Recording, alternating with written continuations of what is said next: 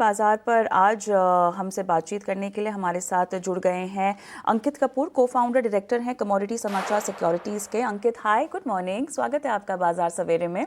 और देखिए, positive economic data आया है यूएस की तरफ से अंकित, और यहाँ पर अब डॉलर की नरमी और जिस तरह से हमने हालांकि महंगाई के आंकड़ों का हमें इंतज़ार रहेगा, पर अब थोड़ी सी नरमी क्या हम एक्सपेक्ट कर सकते हैं सोने चांदी में, कि वो आपको लगता है कि एक दो दिन की ही बात होगी और एक बार फिर से महंगाई का जो आंकड़ा आएगा उस पर फोकस रहेगा?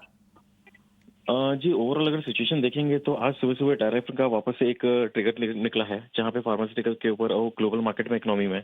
और वहीं अगर देखें तो यूरोपियन सेक्टर्स के अंदर भी कहीं ना कहीं स्टील को लेके कहीं ना कहीं टैरिफ की बात चल रही है। तो ये ग्लोबल टेंशन जो बना हुआ है, तो 1 से 2 दिन की जो नरमी है, मुझे लगता है कि वापस से बाउंस बैक देखने को मिलेगा।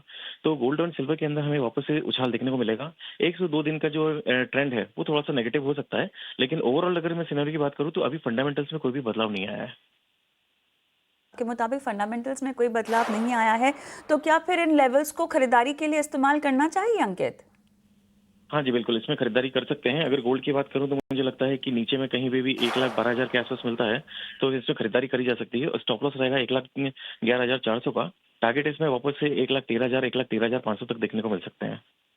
चलिए, तो सोने में नई रणनीति बता रहे, केवल चांदी में? चांदी के अंदर मुझे लग रहा है कि ओवरऑल ट्रेंड काफी पॉजिटिव है। ओके। एक ब्रेकआउट अगर इसके अंदर मिलता है तो हमें वापस से नई लेवल्स के ऊपर खरीदारी करनी चाहिए। तो 1,37,550 के ऊपर खरीदारी करेंगे। स्टॉप लॉस 1,37,800 का लगा के रखेंगे, और टारगेट आने वाले टाइम में हमें 1,38,500, 1,38,800 तक देखने को मिल सकते हैं।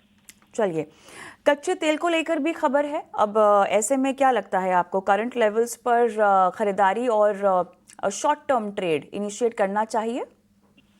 ओवरऑल ट्रेंड की अगर बात करें तो इसमें पॉजिटिव बना हुआ है। कोई भी शॉर्ट टर्म गिरावट आती है तो 3720 के आसपास, 3720 के आसपास खरीदारी करके चल सकते हैं। स्टॉप लॉस 3600 का लगा के रखेंगे। टारगेट इसमें 3880 तक देखने को मिल सकते हैं। चलिए, कच्चे तेल में 5880 का टारगेट आपको लगाने की सलाह दी जा रही है। स्टॉप लॉस इस पर आप जो लगाएंगे वो होगा 5600 का।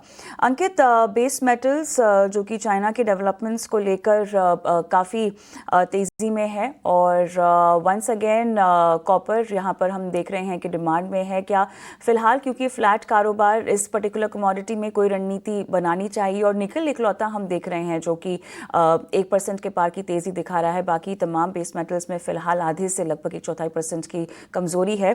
कॉपर के साथ साथ क्या निकल में भी कुछ इनिशिएट करने की सलाह होगी? देखिए, निकल में तो वॉल्यूम काफी कम है, तो इसके अंदर इतनी कोई वो स्ट्रेटेजीज नहीं निकल के आ रही हैं, लेकिन कॉपर में जरूर बन रही हैं। कॉपर के अंदर हम लोग 936 के आसपास, 935 के आसपास में बाइंग कर सकते हैं। स्टॉप लॉस 924 का लगा के रखेंगे। टारगेट इसमें समवेयर अराउंड हमें वापस से 955 तक देखने को मिल सकते हैं। ओवरऑल सिनेरियो की अगर बात करें तो कॉपर के अंदर काफी बुलिश सिनेरियो बना हुआ है, तो इसके अंदर ट्रेड करना काफी बेनिफिशियल हो सकता है। 935 के आसपास बाय करेंगे तो ज्यादा बेटर रहेगा। 935 के आसपास आप कॉपर में खरीदारी करें। स्टॉप लॉस लगाएं 924 का, और टारगेट आपको रेकमेंड किया जा रहा है 955 का। अंकित, बहुत बहुत धन्यवाद, आप सुबह सुबह जुड़े हमारे साथ और रिकमेंडेशंस दी हमारे दर्शकों को। Have a nice day. Thank you.